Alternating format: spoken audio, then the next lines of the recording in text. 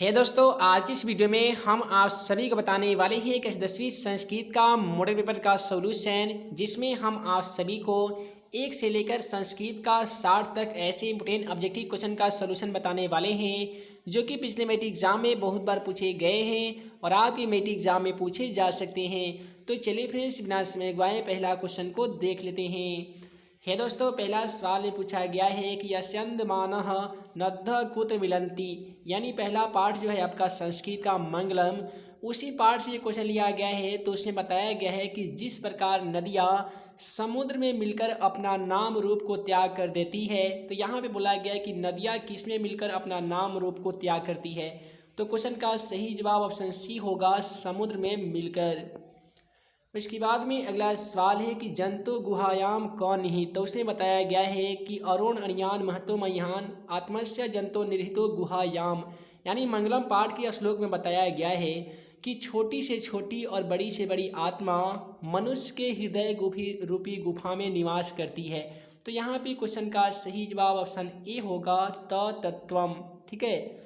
उसके बाद में अगला सवाल है नगरस्य पालिका देवी क आसीत, यानी नगर का जो पालिका देवी है वो कौन थी। तो ये जो सवाल है पाटलिपुत्र वैभवम संस्कृत के द्वितीय पाठ से लिया गया है और उस पाठ में बताया गया है कि पटना नगर की जो पालिका देवी है ना, वो पटन देवी है। तो क्वेश्चन का सही जवाब ऑप्शन ए होगा, पटन देवी। इसके बाद में अगला सवाल है कि कुटनीमतीम काव्य के रचनाकार कौन है। तो दोस्तों, आप सभी को बता दें कि कुटनीमतीम काव्य के रचनाकार जो हैं वो दामोदर गुप्त हैं। तो क्वेश्चन का सही जवाब ऑप्शन बी होगा, दामोदर गुप्त। इसके बाद में अगला सवाल है हमारा कि मिथिलायाम मंत्री क, अर्थात मिथिला का मंत्री कौन है। ठीक है। तो ये जो सवाल है अलस कथा नामक पाठ से लिया गया है और अलस कथा पाठ में हम आप सभी को पढ़ाए हुए ही हैं कि अलस कथा पाठ में मिथिला का जो मंत्री था वो वीरेश्वर था, जो बहुत ही कारुणिक तथा दानशील था। तो क्वेश्चन का सही जवाब ऑप्शन सी होगा, वीरेश्वर। इसी सवाल को मैट्रिक एग्जाम में ऐसे भी पूछा जा सकता है कि वीरेश्वर कहाँ का मंत्री था। तो क्वेश्चन का सही जवाब मिथिला हो जाएगा। उसके बाद में अगला सवाल है संस्कृत साहित्य लेखिका पाठ कस्य महत्तम प्राधान्य दत्ति, यानी संस्कृत साहित्य लेखिका पाठ में किसकी महत्ता वर्णन की गई है या किसकी महत्व बताई गई है। ठीक है। तो इसके लिए आपको 4 ऑप्शन दिए जा रहे हैं। क्वेश्चन का सही जवाब ऑप्शन सी होगा, महिलाओं की महत्ता बताई गई है। उसके बाद में अगला सवाल है कि पुराण ग्रंथस्य, अर्थात पुराण ग्रंथ का रचनाकार क, यानी पुराण ग्रंथ के रचनाकार कौन है। तो क्वेश्चन का सही जवाब ऑप्शन सी होगा, महर्षि वेद व्यास। उसके बाद में अगला सवाल है कस्य महिमा सर्वत्र गीयते, अर्थात किसकी महिमा सभी जगह गाई जाती है। इसके लिए भी आपको 4 ऑप्शन दिए जा रहे हैं। क्वेश्चन का सही जवाब ऑप्शन बी होगा और ये जो सवाल है ना वो भारत महिमा पाठ से लिया गया है और उस पाठ में बताया गया है कि भारतस्य महिमा सर्वत्र गीयते, अर्थात भारत की महिमा सभी जगह गाई जाती है। तो क्वेश्चन का सही जवाब ऑप्शन बी होगा, भारतस्य अर्थात भारत का। इसके बाद में अगला सवाल है कि भारत महिमा पाठस्य रचनाकार क, अर्थात भारत महिमा पाठ के रचनाकार कौन है। इसके लिए भी आपको 4 ऑप्शन दिए जा रहे हैं। क्वेश्चन का सही जवाब ऑप्शन सी होगा, महर्षि वेद व्यास के द्वारा ही भारत महिमा पाठ की रचना की गई थी। उसके बाद में अगला सवाल है अस्माकं कर्तव्य रूपेण किम वर्तते, यानी हमारे कर्तव्यों को देखकर कौन और क्या बोलते हैं। ठीक है। तो इसके लिए आपको 4 ऑप्शन दिए जा रहे हैं। क्वेश्चन का सही जवाब ऑप्शन ए होगा, भारतम प्रति भक्ति, यानी हमारा जो कर्तव्य है वो किसके प्रति क्या होनी चाहिए। तो हमारा जो कर्तव्य है वो भारत के प्रति भक्ति की भावना होनी चाहिए। उसके बाद में अगला सवाल काफ़ी इंपोर्टेंट है, मैट्रिक एग्जाम में बहुत बार ऐसे सवाल देखने को मिला है। पूछा गया है कि कति संस्कारा भवन्ति, यानी कितने संस्कार होते हैं। तो आप बोलेंगे 16 संस्कारा भवन्ति, अर्थात 16 संस्कार होते हैं। ठीक है। तो क्वेश्चन का सही जवाब ऑप्शन डी होगा, 16। अगला सवाल है अंत्येष्टि संस्कार कदा भवन्ति, अंत्येष्टि संस्कार जो है वो कब होता है, कदा भवन्ति कब होता है। तो क्वेश्चन नंबर 12 का जो बिल्कुल सही जवाब होगा ना वो मरणानंतरम हो जाएगा, यानी मरने के उपरांत जो संस्कार होता है उसे अंत्येष्टि संस्कार कहा जाता है। उसके बाद में अगला सवाल है प्रश्नोत्तरम क ग्रंथम अस्ति, यानी प्रश्नोत्तरम रूपे क ग्रंथम अस्ति। तो क्वेश्चन का जो बिल्कुल सही जवाब हो जाएगा क्वेश्चन 13 का वो विदुर नीति हो जाएगा। सवाल में आपसे पूछा गया है कि जो प्रश्न का उत्तर देते हैं, ग्रंथ के बारे में जो प्रश्न का उत्तर दे रहे हैं वो कौन दे रहे हैं। तो धृतराष्ट्र बहुत सारे क्वेश्चन पूछते हैं विदुर से, तो वहीं विदुर अपने विदुर नीति में उन सभी प्रश्नों का उत्तर दिए गए हैं जो कि आपके कक्षा 10वीं संस्कृत में नीति श्लोका पाठ के नाम से विद्यमान है। इसके बाद में अगला सवाल है कस्य प्रश्नस्य उत्तरम विदुरः ददाति, यानी किसके प्रश्नों के उत्तर विदुर देते हैं। तो जैसा कि नीति श्लोका पाठ में बताया गया है कि धृतराष्ट्र के प्रश्नों का उत्तर महर्षि विदुर देते हैं। तो क्वेश्चन का सही जवाब ऑप्शन डी होगा धृतराष्ट्र। अगला सवाल काफ़ी सिंपल है दलितस्य पुरुषस्य नाम किम आसीत, अर्थात दलित पुरुष जो राम प्रवेश राम है, यहाँ पे पूछा गया है कि दलित पुरुषस्य यानी दलित पुरुष का नाम किम आसीत, नाम क्या था। तो दोस्तों उस पाठ में बताया गया है कि भीखन टोला में रहने वाला एक दलित पुरुष का नाम था राम प्रवेश राम। तो क्वेश्चन का सही जवाब ऑप्शन ए होगा राम प्रवेश राम। उसके बाद में अगला सवाल है क्वेश्चन 16 में कि भीखन टोला दुष्टम क आगतः, अर्थात भीखन टोला गांव में कौन दुष्ट आ गया था। तो क्वेश्चन का सही जवाब शिक्षक हो जाएगा, यानी भीखन टोला नामक गांव में एक दुष्ट शिक्षक आ गया था। तो क्वेश्चन का सही जवाब ऑप्शन ए होगा। उसके बाद में अगला सवाल है क्वेश्चन 17 में कि स्वामी दयानंदस्य रचना क अस्ति, यानी स्वामी दयानंद सरस्वती के द्वारा कौन से पुस्तक की रचना की गई थी। तो क्वेश्चन का सही जवाब ऑप्शन ए होगा सत्यार्थ प्रकाश नामक पुस्तक की रचना स्वामी दयानंद सरस्वती के द्वारा की गई थी। उसके बाद में अगला सवाल है कस्य स्थापना 1883 ईस्वी वर्षे अभवत, यानी किसकी स्थापना इतने ईस्वी में की गई थी। तो जैसा कि आप सभी को हम बता ही दी है कि स्वामी दयानंद सरस्वती ने आर्य समाज की स्थापना किए थे। तो यहाँ पे क्वेश्चन का सही जवाब आर्य समाजस्य हो जाएगा। उसके बाद में अगला सवाल है कि धृतराष्ट्रस्य प्रश्नस्य उत्तरम क ददाति, यानी धृतराष्ट्र के प्रश्नों का उत्तर कौन देते हैं। तो जैसा कि नीति श्लोका नामक पाठ में बताया गया है कि धृतराष्ट्र बहुत सारे प्रश्न पूछते हैं। जब युद्ध कौरव और पांचों पांडव में दोनों में घमासान युद्ध शुरू हो जाता है तो उस समय धृतराष्ट्र बहुत सारे प्रश्न पूछते हैं, जिसका उत्तर कौन देते हैं तो विदुर देते हैं। तो क्वेश्चन का बिल्कुल सही जवाब ऑप्शन ए होगा विदुरः। अगला सवाल है कि धृतराष्ट्रः कथम प्रश्नम पूछन्ति, यानी धृतराष्ट्र जो है वो किस के बारे में प्रश्न पूछते हैं। तो क्वेश्चन नंबर 20 का सही जवाब ऑप्शन सी होगा स्वचिंतस्य शांति, यानी उनको चिंता होती है कि शांति कैसे स्थापित किया जाएगा।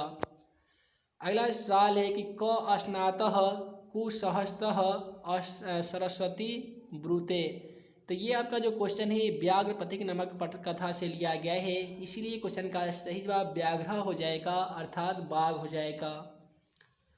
अगला सवाल है कि वृद्ध व्याघ्र यानी बूढ़ा बाघ किम धातुनम इच्छसि अस्मः।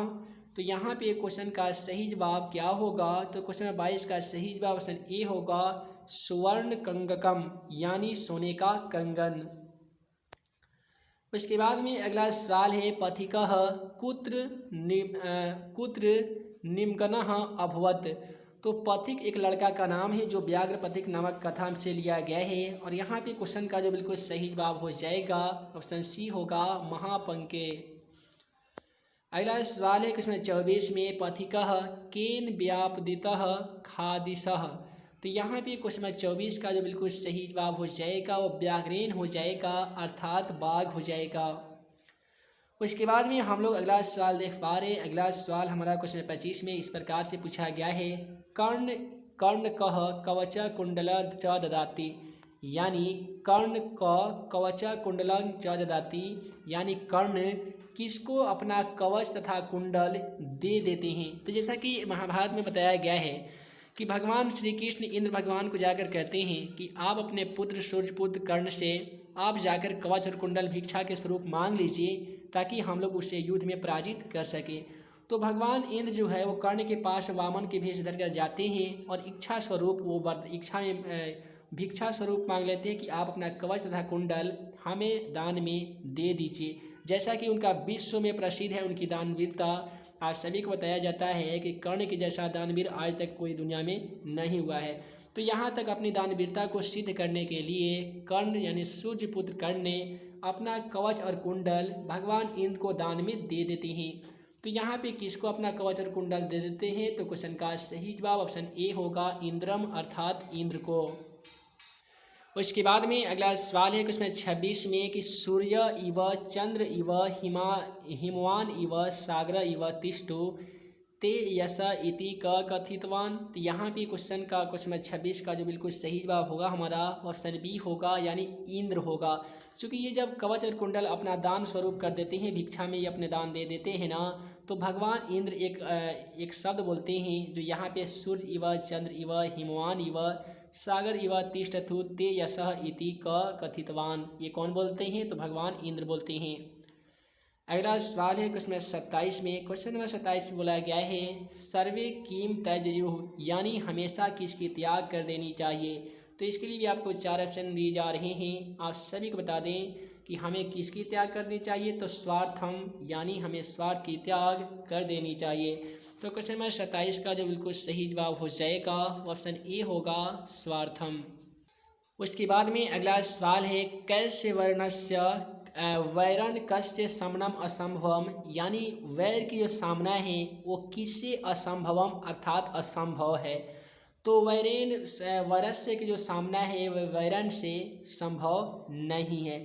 तो क्वेश्चन 28 का बिल्कुल सही जवाब ऑप्शन बी होगा, क्योंकि वैर से वैर की सामना नहीं की जा सकती है। उसके बाद में अगला सवाल है केन मीमांसा दर्शनम प्रणीतम, यानी कौन मीमांसा दर्शनम का प्रणीतम है। तो क्वेश्चन 29 का जो बिल्कुल सही जवाब हो जाएगा ऑप्शन ए होगा, जैमिनीना।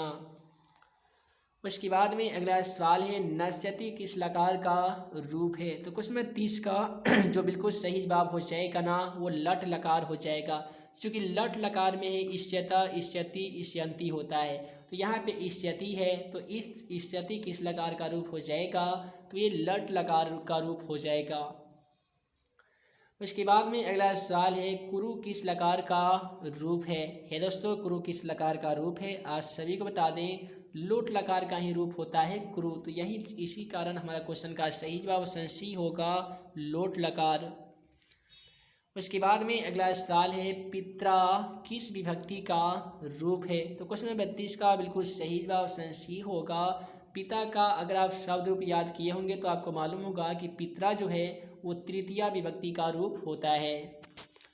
उसके बाद में अगला सवाल है क्वेश्चन 33 में कि लता शब्द के तृतीया बहुवचन में क्या होता है। तो लता शब्द में अगर आप तृतीया और बहुवचन में जाइएगा ना, तो आपको क्या मिलेगा, तो उसमें मिलेगा लता भी। ठीक है, लता भी मिलेगा, लता लताभ्याम लता भी। तो इसीलिए क्वेश्चन का सही जवाब ऑप्शन सी होगा, लता भी। अगला सवाल है अनेन पद का मूल रूप क्या होता है। तो अनेन यानी इसके सिवा कोई अन्य। तो अनेन का जो मूल शब्द रूप होगा ना, वो क्या होगा, तो दोस्तों वह होगा ईदम, यानी क्वेश्चन का सही जवाब ऑप्शन बी होगा। उसके बाद में अगला सवाल है हिमालयात यानी हिमालय गंगा प्रवहती सी में कौन सी विभक्ति लगी हुई है। यानी हिमालय जो है वो गंगा प्रवहती यानी गंगा से निकलती है। तो क्वेश्चन 35 का बिल्कुल सही जवाब ऑप्शन डी होगा, यानी इसमें पंचमी जो विभक्ति है वो लगी हुई है।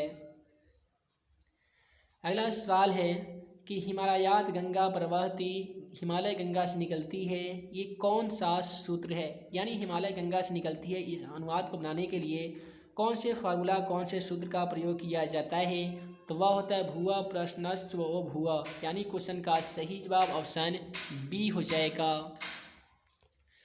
उसके बाद में अगला सवाल है क्वेश्चन 37 में। क्वेश्चन 37 में दिया गया है कि स आचार्यात व्याकरणम पठति, स यानी वह आचार्य व्याकरण पढ़ते हैं। में कौन सी विभक्ति लगी हुई है? तो क्वेश्चन का सही जवाब ऑप्शन सी होगा, अर्थात पंचमी विभक्ति। उसके बाद में अगला जो सवाल है वो उपसर्ग से लिया गया है। तो जैसा कि हम आप सभी को बता दिए हैं कि उपसर्ग हम लोग उस शब्दांश को कहते हैं जो किसी शब्द के पहले जुड़कर उसका अर्थ बदल देता है, उसे हम लोग उपसर्ग कहते हैं। यहीं भी हम लोग बात करते हैं प्रत्यय की। तो प्रत्यय हम लोग उस शब्दांश को कहते हैं जो किसी शब्द के अंत में जुड़कर उसका अर्थ में परिवर्तन लाता है, उसे हम लोग प्रत्यय कहते हैं। फिलहाल यहाँ पे इस क्वेश्चन में हमसे उपसर्ग पूछा जा रहा है कि स्वरूपम में कौन सा उपसर्ग है। तो आपको उपसर्ग पहचानना कैसे है? तो ये अक्षरों को दो भागों में बांट देना है। तो पहला आपका उपसर्ग मिलेगा। एग्जाम्पल के तौर पर अगर स्वरूपम को अलग अलग कीजिएगा तो क्या होगा? सु जोड़ रूपम हो जाएगा। तो पहला वर्ड आपका सु मिला है ना, इसीलिए आपका उपसर्ग क्या बनेगा? तो सु बनेगा। उसके बाद में अगला सवाल है, उपक्रम में कौन सा उपसर्ग है? अगर आप उपक्रम को अलग अलग कीजिएगा तो कैसे कीजिएगा? उप जोड़ क्रम होगा, अर्थात उपक्रम। तो उपक्रम में जो आपका पहला वर्ड मिल रहा है वो उप मिल रहा है, इसीलिए उपसर्ग हमारा जो होगा ना वो उप होगा। यानी क्वेश्चन का सही जवाब ऑप्शन डी होगा, उप। उसके बाद में अगला सवाल है क्वेश्चन 40 में। क्वेश्चन 40 भी काफ़ी सिंपल है। दिया गया है परी के योग से बना शब्द कौन सा होगा? तो परी हम लोग देख लेते हैं। तो ये प्रतिवादा दिया गया, तो ये प्रति से बना है। ये पराजय, ये परा से बना है। प्रस्थानम प्र से बना है। लेकिन परी से देखिएगा तो इसमें केवल आपको परिणति या परिणति एक ऐसा शब्द मिलेगा जो परी के योग से बना है, इसीलिए क्वेश्चन का सही जवाब ऑप्शन ए होगा, परिणति ही। अगला सवाल है कि यस्विन प्लस डीप के मेल से कौन सा शब्द पड़ेगा? यहाँ पे अश्विन एक शब्द है जिसमें डीप नामक एक स्त्री प्रत्यय को मिलाकर एक शब्द हमें बनाना होगा। तो क्वेश्चन का सही जवाब यशस्विनी होगा। चूँकि जब यहाँ पे स्त्री प्रत्यय हम लोग मिला रहे हैं तो जाहिर सी बात है कि स्त्री में इसका स्त्रीलिंग में आंसर आएगा। तो यस्विन प्लस डीप प्रत्यय से क्या बनेगा? तो वो बनेगा यशस्विनी। अगला जो सवाल है कि तेजस्विन प्लस डीप के मेल से कौन सा शब्द बनेगा? तो यहाँ पे यस्विन प्लस डीप से बना है यशस्विनी। तो तेजस्विन प्लस डीप के मेल से कौन सा वर्ण बनेगा? तो वो बनेगा तेजस्विनी। तो तेजस्विनी आपका ऑप्शन बी में दिया जा चुका है, इसीलिए क्वेश्चन का सही जवाब ऑप्शन बी होगा। उसके बाद में अगला सवाल है कि सिरमत प्लस डीप के मेल से कौन सा प्रत्यय है? अर्थात सिरमत में भी आपको डी प्रत्यय मिलाना होगा। तो हे दोस्तों, सिरमत में अगर हम लोग डी प्रत्यय मिला देंगे ना तो क्या होगा? केवल आपको ये देखिए, डी प्रत्यय की एक खासियत होता है कि इसका प और ड लोप हो जाता है, केवल दीर्घकार बचता है। तो श्रीमत में अगर आप दीर्घकार लगाइएगा तो जाहिर सी बात है क्या बनेगा? श्रीमती बनेगा। इसलिए क्वेश्चन का सही जवाब ऑप्शन सी होगा। उसके बाद में अगला सवाल में आपसे संधि विच्छेद पूछा जा रहा है। तो दिक् जोड़ गजह के मेल से कौन सा शब्द बनेगा? तो दिग्गज का अगर हम लोग बनाते हैं संधि विच्छेद तो बनाते हैं दिक् जोड़ गजह, तो बराबर क्या होगा? तो दिग्गजह हो जाएगा। यानी क्वेश्चन में 44 का बिल्कुल सही जवाब ऑप्शन सी होगा। उसके बाद में अगला सवाल है कि अच प्लस अंतः से कौन सा शब्द बनेगा? तो अच यहाँ पे च में जो हलंत है वो ज में चेंज हो जाता है, ठीक है। तो अच प्लस अंतः बराबर हो जाएगा अजंतः। उसके बाद में अगला सवाल है इसमें 46 में कि जगत प्लस नाथ के मेल से कौन सा शब्द बनेगा? तो अगर आप जगन्नाथ का संधि विच्छेद कीजिएगा ना तो वो बनता है जगत जोड़ नाथ बराबर जगन्नाथ। तो क्वेश्चन का सही जवाब ऑप्शन बी होगा, जगन्नाथ। अगला सवाल है इसमें 47 में कि अहीन कुलम में कौन सा समास है? ये दोस्तों, अहीन कुलम में कौन सा समास है? क्वेश्चन का सही जवाब जो होगा ऑप्शन बी सी हो जाएगा, ठीक है। यहाँ पे बी नहीं होगा, इसका सी होगा, क्योंकि अहीन और कुलम इसमें दोनों पद प्रधान है। और जैसा कि आज सभी को बताया जाता है कि जिस समासिक शब्द का दोनों पद प्रधान हो उसे हम लोग द्वंद्व समास कहते हैं। तो अहीन कुलम में दोनों पद प्रधान है, इसलिए अहीन कुलम में कौन सा समास होगा? तो द्वंद्व समास हो जाएगा। उसके बाद में अगला सवाल है हमारा कि महापुरुष में कौन सा समास है? जैसा कि आज सभी को मालूम होगा कि महापुरुष को हम लोग कैसे बोल सकते हैं? तो महान है पुरुष, ठीक है, महापुरुष। तो महापुरुष में कौन सा समास होगा? तो क्वेश्चन का सही जवाब ऑप्शन बी होगा, महापुरुष, महात्मा। ठीक है, ये सब क्या होता है? कर्मधारय समास होता है। और कर्मधारय समास का परिभाषा तो आप सभी को मालूम होगा कि जिस समासिक शब्द का पहला पद या दोनों पद विशेषण या विशेष हो उसे हम लोग क्या कहते हैं? कर्मधारय समास कहते हैं। उसके बाद में अगला सवाल है क्वेश्चन 49 में कि गंगा जलम में कौन सा समास है? गंगा जलम का मतलब हो गया गंगा का जल। तो गंगा का जलम में कौन सा समास है? तो गंगा जलम को हम लोग कैसे विग्रह करेंगे? तो करेंगे गंगा का जल, अर्थात गंगा जलम। तो गंगा का जल यहाँ पे क्या किया गया है? कारक में से, इसीलिए क्वेश्चन का सही जवाब क्या होगा? तो तत्पुरुष समास हो जाएगा। तो हे दोस्तों, वीडियो लंबी ना हो, जिस कारण में इस वीडियो के माध्यम से हम आप सभी को 1 से लेकर 50 तक संस्कृत का ऐसी इंपोर्टेंट ऑब्जेक्टिव क्वेश्चन का सॉल्यूशन बता दिए हैं जो कि आपके मेटी बोर्ड एग्जाम के लिए काफ़ी इंपोर्टेंट है।